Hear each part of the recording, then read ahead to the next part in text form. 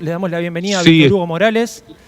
estoy en línea. ¿Cómo estás, Víctor Hugo? Bueno, es un placer escuchar tu voz. Muchas gracias por hacerte el tiempo. También le contamos a la gente que, si no me pasaron mal el dato, pediste para salir antes de tu propio programa para poder estar con nosotros, así que te agradecemos infinitamente ese gesto. Es un placer, de verdad, en un día tan especial como este. Así que un abrazo para todos y charlemos.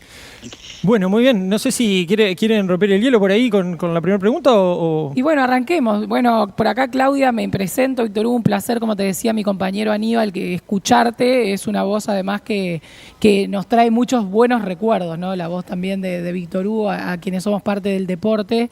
Quería preguntarte cómo vivís el día de hoy vos. Bueno, cuando lo pienso en Uruguay, de una manera muy especial. Por otra parte, mañana tenemos la visita del presidente Orsi y la vicepresidenta Carolina Cose acá en Buenos Aires. Van a participar de un acto en la legislatura, va a ser muy emocionante por los 50 años que se cumplen de los asesinatos de Selmar Michelini, Gutiérrez Ruiz, Viteló, es decir, todo lo que es parte de la historia dolorida del Uruguay. Creo que será un verdadero acontecimiento la presencia del presidente y la vicepresidenta de Uruguay aquí en Buenos Aires. El anuncio lo leí anoche y de verdad que me produjo una gran alegría. Y el día es muy especial, es un día en el que, sobre todo los familiares, los que han padecido mucho más directamente todo lo que significan las dictaduras, porque no hablamos solamente de la dictadura de Uruguay, siempre estamos pensando en las dictaduras de toda nuestra región. Todo lo que se ha padecido tiene esta reparación espiritual, tiene este alivio en las almas de quienes muchas veces, si se trata de desaparecidos, siguen sufriendo, y los que tienen sus muertos y los que han tenido sus presos, y todos ellos encuentran una comprensión que a mí me parece que la historia cada día les tiene que dar con mayor intensidad. Así que es un día reparador, aliviador, un día de abrazo, un día de caminar juntos, mirando esa historia del Uruguay, que tiene tantas cosas maravillosas, pero que también tiene esa mancha muy grave en su historia. Víctor Hugo, nosotros, bueno, estamos en la mesa con Adolfo, que es referente de varias movidas sociales dentro de lo que es Club Atlético Peñarol. Y una de las cosas que veníamos hablando es un poco, haciendo un poco de historia de la lucha que han ido haciendo las personas dentro de los clubes para que hoy esto se vaya mostrando, porque bueno, estamos en un programa que es deportivo, que no podemos eludir que estamos dentro de lo que es deportivo, y una de las preguntas que está sobre la mesa es esto de, bueno, las instituciones deben pronunciarse, no tienen que pronunciarse, el fútbol y las dictaduras tienen algo que ver, no tienen nada que ver, pero a la vez... A vos te tocó vivirlo, el mundialito, el mundial del 78, sí, lo que pasó en Chile con el estadio. Entonces, ¿qué reflexión te trae todo esto? No es obligatorio, porque los clubes están integrados de una manera muy diversa. Sé que la votación en Peñarol fue 6-5, quiere decir que había un sector casi tan importante como el que votó a favor, pero me provoca una gran alegría. Yo he visto muchas veces en fotos que me llegan después de este día, en algún video, hinchas de Peñarol, por ejemplo, y que la directiva anoche haya tomado esa decisión. A mí me parece que es una manera de acompañar a lo que entienden que es la mayoría de los hinchas que están de acuerdo con ese pronunciamiento institucional. Así que bienvenido y cuantos quieran imitarlo, cuantos quieran seguir ese rumbo, por supuesto que harán muchísimo bien, porque Peñarol, hay instituciones muy fuertes que determinan que esto sea hablado, sea nuevamente discutido, y yo creo que esto tiene que estar siempre sobre la mesa de nuestras conversaciones en términos uruguayos. Así que bienvenida la decisión de Peñarol de anoche. Cuando me lo contaron dije, qué bien, porque además de lo que significa el hecho de pronunciarse, está también el respeto por lo que los hinchas evidentemente han sentido.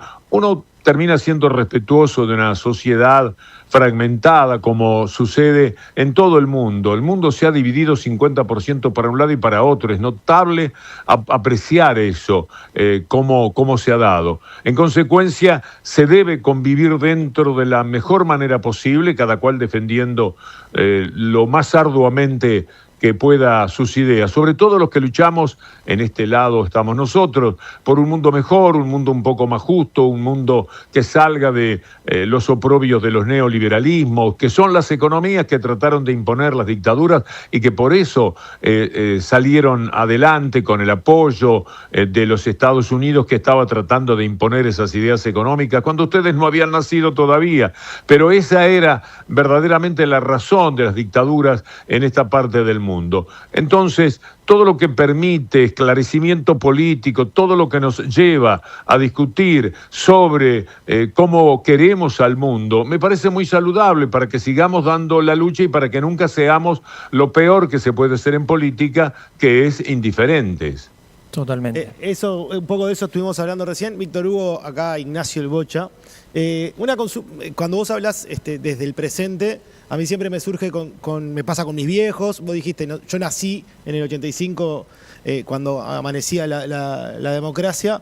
¿Cómo era militar desde un micrófono esta contrapartida, relatando fútbol o hablando de deporte contra la dictadura? ¿Cómo vivías eso y cómo intentabas construir esta no indiferencia desde ese micrófono que aparte entiendo que también era difícil y también en algún momento hasta sentir temor de lo que podía suceder? Pero ¿cómo fue para vos eso y cómo intentabas hacerlo? Yo los invito a ustedes y a la audiencia a que lean el libro Un ciudadano común en dictadura. Es el último libro que escribí, está editado en Montevideo y ahí van a encontrar muchísimas respuestas. ¿Qué cosas se pueden hacer desde un micrófono? A mí no me gusta exaltarlas en un día como este particularmente, solo voy a hacer algunas menciones, porque este es un día para los que padecieron en carne propia, en el dolor físico y moral profundo. Yo tuve miedo cuando leí los archivos que la dictadura tenía sobre mi persona, decidí la publicación porque me parecía que era interesante. ¿Qué se podía hacer desde un micrófono? Bueno, cuando el referéndum del 80, el no era poco visible, el no a la continuidad de la dictadura, y nosotros jugábamos en los micrófonos. ¿Está por salir Rampla? No. Decirlo muchas veces, darle la palabra, no la palabra, sino hacer escuchar los cantos de exiliados uruguayos que estaban en Venezuela, pelear por la participación de Uruguay en los Juegos Olímpicos de 1980, de Moscú, una discusión del mundo entero en aquella época, porque Estados Unidos procuraba que los países obedientes no concurriesen a los Juegos Olímpicos. Cuando llegó el Mundialito que recién mencionabas, nosotros no tomamos la música que ellos habían planteado como la música oficial, hicimos otra música y esa es la música que pasábamos por radio, con la fortuna que tuvimos de que fuera la música que cantó el pueblo durante toda esa época, una música creada por Beto Triunfo, y que llevamos adelante nosotros en nuestro equipo, con Jorge Crosa, con Juan María Vanrel, con Américo Signorelli, con Juan Carlos Polié, es decir, todo el equipo, Jorge Bahillo Presa, Rubén Olivera, siempre que doy nombres tengo miedo de olvidarme, y son unos cuantos, por supuesto, los que había. Bueno, esas eran algunas maneras de dar una pequeña peleita, yo qué sé, travesuras radiales que me costaban ciertos disgustos, porque me llevaron 3 veces a tomarme declaraciones por alguna cosa que había dicho, por alguna molestia que había provocado, sobre todo cuando aparecieron las voces de exiliados uruguayos en Caracas. Eso se podía intentar y ver, hacías algo y te quedabas esperando a ver si había algún correctivo. Alguna vez sí, alguna vez no. Pero hoy es un día, muchachos, para pensar en los tiempos duros que afrontaban los que verdaderamente dejaron la vida por sus ideales, que siempre merecerán ese respeto. Podrán discrepar políticamente, podrán decir que no era el camino. todo está abierto. Lo que no se puede discutir es que dejaron la vida por un ideal y que toda persona que deja la vida por un ideal merece un respeto profundo desde nuestro corazón, que siempre está en lucha, por otra parte, sobre todo para quienes pertenecemos al mundo progresista y pretendemos que el mundo no sea esta continuidad del espanto que nos hace vivir el neoliberalismo dentro del capitalismo. Yo estoy resignado al capitalismo, siempre estamos en eso, pero hay formas que son más humanas y formas que son inhumanas. La Argentina en esta época está viviendo una manera inhumana del neoliberalismo y Uruguay tiene hoy día la posibilidad de poner un dique al neoliberalismo con un gobierno de izquierda que, aunque no pueda por distintos motivos ser plenamente revolucionario, es por lo menos un gobierno que nos da el alivio de caminar en la dirección de las utopías. Bueno, gracias, Víctor Hugo. Es una masterclass sobre un día tan importante para todos como hoy, ¿no? Adolfo. Víctor Hugo, buen día. Acá Adolfo, un referente de las luchas sociales de Peñarol. Quería preguntarle algo porque ahí nombró a Bahillo, nombró a Américo, personas que conozco desde niño, y quería preguntarle cómo veía el periodismo deportivo en ese momento con todo lo que pasaba socialmente en nuestro país, al hincha de Peñarol, a la hinchada de Peñarol, popularmente. ¿Cómo se veía desde ese lado? Es difícil ponerlo como si fuera un solo día. Son años, hay un transcurrir, hay un acostumbramiento que se da aún dentro de los regímenes autoritarios. Uno tiene que seguir con su vida, ama, se casa, tiene hijos, se reúne, come asados. La vida transcurre por otros sectores y no siempre uno se puede ocupar políticamente. Por eso yo escribí el título, es un ciudadano común en dictadura, pensando en el ciudadano común. Empieza a uno, cuando digo uno no estoy hablando de mí mismo, pero de una persona en general, a cuidarse dónde se habla, dónde se dicen las cosas. Primero porque hay un cierto temor y segundo porque se plantean discusiones que son muy tajantes en esa época. Ustedes no se olviden, si miran lo que fue el referéndum del 80, se decidía nada menos que la continuidad de los militares al frente del gobierno, se votaba por sí o por no.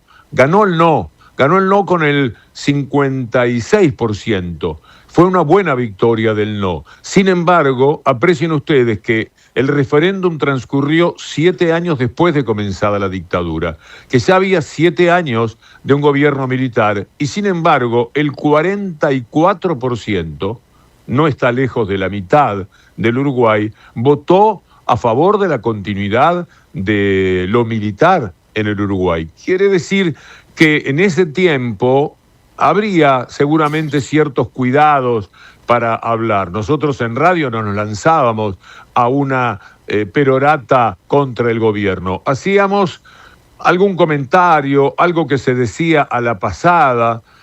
Yo recuerdo una vez que hice un comentario bastante extenso, que era muy político, sobre ciudadanos de primera y de segunda, pero parecía que no estaba hablando del Uruguay. Yo lo mencionaba en el mundo, porque jugaban la semifinal Uruguay y Argentina en el Juvenil de Tokio, era 1979. Y yo había leído algo de Tarigo en el diario El Día, que hablaba de ciudadanos de primera y de segunda, haciendo referencia a que había ciudadanos de primera que eran los militares, no todos eran iguales posiblemente, y ciudadanos de segunda que éramos los civiles. También habría que agregar no todos. Y yo tomé esa nota que me parecía magnífica en un comentario en el cual decía, no somos ciudadanos de segunda, el fútbol del Río de la Plata, y hablaba supuestamente de fútbol, pero el que había leído la nota sabía perfectamente que yo estaba haciendo referencia a esa brillante posición que había expuesto en el diario El Día el doctor Tarigo. Es decir, había muchas maneras de hacer algo, pero era poquito, era muy poquito comparado con los que dejaron en los camastros de tortura o en los enfrentamientos nada menos que la vida. Pero algo se podía hacer. Lo que había era un respeto y un cuidado para no andar molestando a cualquiera. Vos no sabés dónde hablas, estás comiendo un asado y vos no sabés lo que piensa una persona, salvo que sea tu amigo de toda la vida, porque también teníamos grupos de pertenencia, y en la radio, en Oriental, el grupo que nosotros integrábamos y de los cuales vos conocés un par de integrantes, por lo que veo, era unánime lo que sentíamos frente a lo que era un gobierno autoritario. Tremendo. Salado. Yo cada vez que, mientras te escucho, Víctor Hugo, me nace una cosa que es cómo militar hoy todo esto, ¿no? Porque cuando uno tiene tan claro contra quién tiene que ir o contra quién se reivindica, creo que la Marcha del Silencio sigue siendo una apuesta muy importante en la reflexión, en la memoria, en lo que nos construye como ciudadanos, pero también me pasa como encontrarme en esto con gente más joven o con mis hijos mismos, de, bueno, cómo hoy se construye esta reflexión y cómo hay que, pues es una pregunta que nos hago a todos, te la hago a vos también, en esto de cómo construir esta reflexión y esta militancia. ¿Contra qué? ¿No? Vos nombrás el neoliberalismo, la situación de Argentina hoy, pero bueno, ¿cuál tiene que ser la lucha hoy, aparte de la memoria, ¿no? Desde la construcción. Eso que estás haciendo exactamente, planteárselo. Discutir con uno mismo, charlar en cada ámbito que tenemos. Ustedes tienen la fortuna de tener un micrófono, una cámara, y siempre se puede deslizar a través de una pregunta, en un reportaje, en un comentario. Yo sé, vos podés decir, por ejemplo, yo sé que el fútbol es un entretenimiento, que el mundo está hecho pedazos en su injusticia, pero permítanme este mes tener la alegría de estar pendiente de lo que pasa con el campeonato del mundo. Muy bien, vos dijiste lo que pensás del mundo. Y después te cubrís de no importunar demasiado si no lo querés hacer, diciendo que estás pidiendo permiso para disfrutar, porque tenemos derecho al disfrute aún en las peores circunstancias. Vos pensás que los goles del seleccionado argentino del 78 lo gritaban quienes estaban presos y quienes escuchaban desde la ex ESMA los gritos del estadio, los gritos argentinos del estadio, o les ponían una radio, o a lo mejor por televisión. Esos también gritaban los goles y eran prisioneros del régimen, no obstante lo cual se daban el permiso. Hay países en guerra, dolorosas guerras, que tienen todavía fútbol, arte, teatro, están los soldados batallando y de pronto hay una función de cine o hay un partido de fútbol que juega el seleccionado del país. Y tenemos que vivir con eso. Y yo creo que está bien, porque de otra manera sería muy atosigante, sería muy difícil llevarlo a cabo. Lo que no se puede perder es lo que estabas haciendo recién, muy bien, es tener conciencia de a qué mundo pertenecemos y qué queremos hacer con ese mundo. ¿Qué queremos hacer con nuestro entorno? ¿Cómo podemos participar de la gran discusión política imprescindible? Esa discusión política que permite para el progresismo de Uruguay haberla mantenido, haberse sobrellevado con un espíritu democrático la derrota de la elección anterior y salir y recuperar el poder político, que no es lo mismo que el poder real, pero es algo desde el que por lo menos pones un dique a la mucha injusticia que inevitablemente trae el neoliberalismo, porque piensan el mundo de otra forma, piensan que está bien, pobres y ricos, piensan que es correcto y que es inevitable que unos tengan una vida fastuosa y que otros se mueran de hambre. ¿Qué se va a hacer? Más o menos es la postura que tienen. En cambio, hay quienes, aún pasándolo bien, decimos hay que aumentar todo lo que se pueda la cantidad de gente que en mi país, en mi región, en mi América o en el mundo puedan vivir una vida mejor, una vida más vivible. Víctor Hugo, la verdad que es un placer escucharte y bueno, un poco lo que decía Bocha, para los que tenemos hijos pequeños, en mi caso tengo una de 2 y una de 12, en etapa licial, ¿no? Que a veces te cuestionan o preguntan esto por qué. Es la oportunidad que tenemos también nosotros, que somos parte de la sociedad, para generar conciencia en ellos.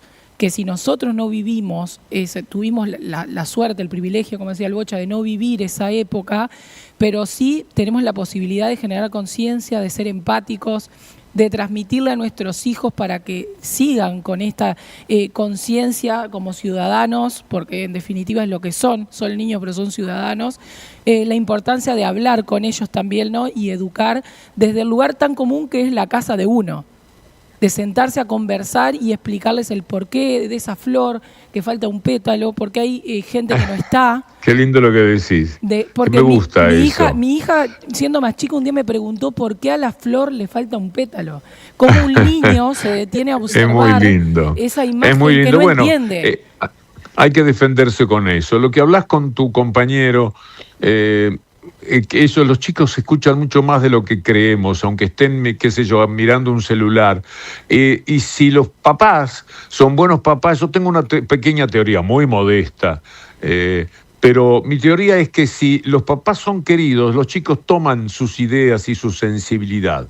Y si los papás no son queridos, si son indiferentes, si no están cerca de los chicos, los pibes se van poniendo en contra del discurso de los padres, porque es una manera también de castigarlos. Así que charlar delante de ellos como quien no quiere la cosa, ellos van a tomar nota siempre. Y por supuesto, de vez en cuando hay una pregunta, participar, tratando de explicar el mundo, de poner ejemplos que les sean útiles. Luchemos. Yo me tengo que volver al micrófono ahora. Nunca hago esto de interrumpir mi trabajo. No me levanto ni al baño. Soy medio fanático. Son 4 horas en los que los vivo apasionadamente, pero yo tengo mucho afecto por el medio del que me llaman, estoy siempre a la orden y podemos repetir esta charla, ojalá que en otro horario que no implique dejar de lado mi trabajo, pero créanme que he participado de esta charla con un enorme gusto. A mí la gente joven me hace mucho bien y el respeto y el cariño que ustedes han evidenciado justifica ampliamente mi decisión de haber venido aquí a charlar con ustedes.